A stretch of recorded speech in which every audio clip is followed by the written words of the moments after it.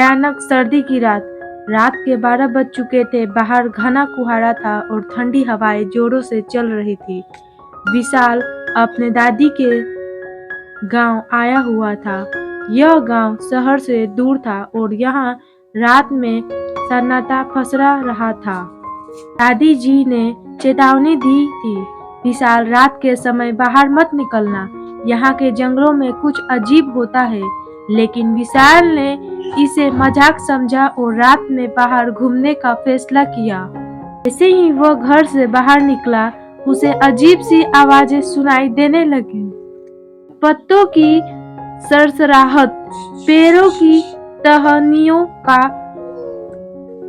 टकराना और दूर कहीं किसी के कहने की आवाज। विशाल के कदम थिक थिक गए। सामने घना अंधेरा था और कुहाड़े में कुछ परछाइयां हिलती दिखाई दी। अचानक किसी ने पीछे से उनके कंधे पर हाथ रखा। विशाल का दिल तेजी से धड़कने लगा। उसने डरते हुए पीछे देखा, पर वहां कोई नहीं था। अचानक पास की झाड़ियों में हलचल हुई। विशाल ने टॉर्च जलाई तो देखा एक अधजली शक्ल वाला आदमी उसकी तरफ देख रहा था। उसकी आंखें जल रही थी और उसके होंठ हिल रहे थे, जैसे कुछ कहना चाह रहा हो। विशाल की सांसें थम गई।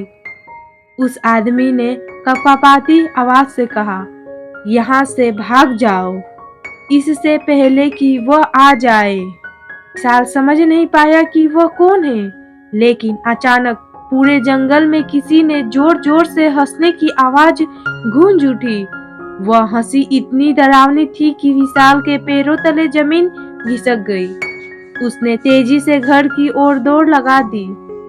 जैसे ही वह घर पहुंचा, दरवाजा बंद किया और दादी जी को सब कुछ बताया। दादी जी का चेहरा सफेद पड़ गया। उन्होंने धीमी आवाज से कहा, तुम बहुत भाग्यशाली हो जो जिंदा वापस आ गए।